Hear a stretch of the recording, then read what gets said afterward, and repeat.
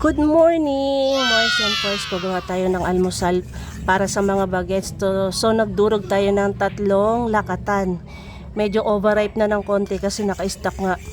So para maging healthy at masarap, gawin nating almusal ngayon. So meron na tayo dito 4 na egg yung aking nilalagay. 4 na egg. Tapos sunod natin nilalagay mga Mars ko, oatmeal. O diba healthy na, para din to sa mga gusto mag-diet, 'di ba? So mataas naman siya sa protein. So ayan. Tapos lagyan lang natin siya ng konting salt lang mga Mars ko ha. Konting salt. Ayan. So mix lang natin na mabuti.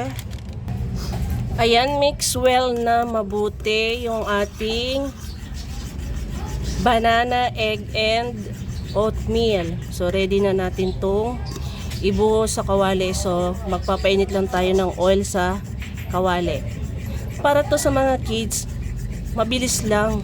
Hindi lang sa mga kids, para din sa ating mga adult na gustong mag-diet. Diba? Healthy na, masustansya na, at sobrang dali lang gawin. At affordable pa mga Mars and Force ko. Diba?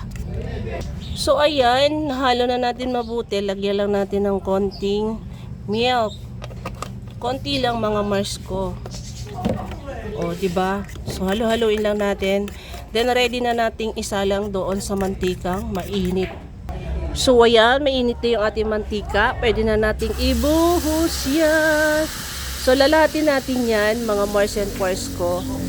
O, ganyan siya. Tapos mamaya pag medyo okay na yung ilalim at aangat, babalik ta rin natin. So parang pizza lang, di ba? Ayan, naging uling na siya. Naging uling na siya. At charan! Ayan na siya. Sunog. Ano nangyari? Pero tinan nyo naman, mauubos na yung uya. Kahit nasunog yan, tinan nyo naman yung loob. Hindi naman sunog. Hindi naman, oh. Sunog yung ano. Ayan, oh. Diba? Ang galing. Sunog. Yari. Pero masarap naman eh. Sarap naman siya. Yummy.